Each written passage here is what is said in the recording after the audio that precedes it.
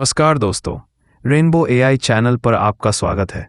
तो मेरे दोस्त, कभी सोचा है कि जिस जमीन पर तुम चलते हो उसके नीचे कितने राज दफन हैं? यह देश सिर्फ कहानियों का नहीं, हकीकत में जीती जागती पहेलियों का है। ऐसी पहेलियां जिन्हें विज्ञान भी पूरी तरह सुलझा नहीं पाया है। आज मैं तुम्हें किसी कहानी में नहीं बल्कि हकीकत की उन गलियों में ले चलूंगा जहां यकीन और वहम के बीच की लकीर धुंधली हो जाती है। दिल थाम कर बैठो, क्योंकि हम भारत के उन 13 कोनों की सैर पर निकल रहे हैं जहां कुदरत अपने सबसे रहस्यमयी अंदाज में मिलती है।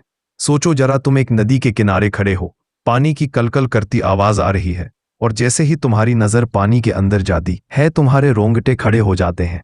पानी के नीचे नदी के तल पर एक तो नहीं, 100-200 नहीं, बल्कि हजारों की तादाद में शिवलिंग उकेरे हुए हैं।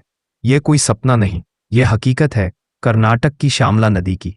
इस जगह को सहस्रलिंग कहते हैं, यानी हजारों लिंगों वाली जगह। हैरानी की बात यह है कि नदी का बहाव सदियों से इन पत्थरों से टकरा रहा है। मानसून में पानी का वेग सब कुछ बहा ले जाने को तैयार रहता है, लेकिन ये शिवलिंग आज भी वैसे के वैसे ही हैं। साफ साफ दिखाई देते हैं जैसे इन्हें कल ही तराशा गया हो।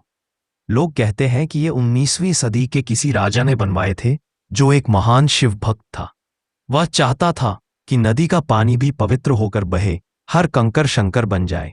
पर सोचो, उस जमाने में बिना किसी मॉडर्न मशीन के नदी के बीचों बीच पानी के बहाव को चीरकर हजारों शिवलिंगों को तराशना क्या कोई मामूली काम था? यह सिर्फ कलाकारी नहीं, यह आस्था की वो बेमिसाल ताकत है जो पत्थर में भी जान फूंक देती है। जब सूरज की किरणें पानी को चीरकर इन शिवलिंगों पर पड़ती है तो ऐसा लगता है मानो पूरी नदी ही शिव की भक्ति में लीन हो गई हो। यह नजारा देखकर बड़े से बड़ा नास्तिक भी एक पल के लिए सोचने पर मजबूर हो जाए कि शायद कुछ तो है जो हमारी समझ से परे है। अब तुम्हें एक ऐसी जगह ले चलता हूं जहां आसमान भी मौत का पैगाम लेकर आता है। असम की हसीन वादियों में बसा एक छोटा सा गांव है जतिंगा। दिखने में यह किसी भी आम गांव जैसा है, लेकिन मानसून की कुछ खास रातों में यहां जो होता है वह किसी के भी होश उड़ाने के लिए काफी है। सितंबर और अक्टूबर के महीने में जब घना कोहरा होता है और हल्की बारिश हो रही होती है, शाम के 7 से 10 बजे के बीच यहाँ एक अजीब घटना घटती है। दूर दूर से उड़ते हुए पक्षी झुंड के झुंड इस गांव की तरफ खींचे चले आते हैं।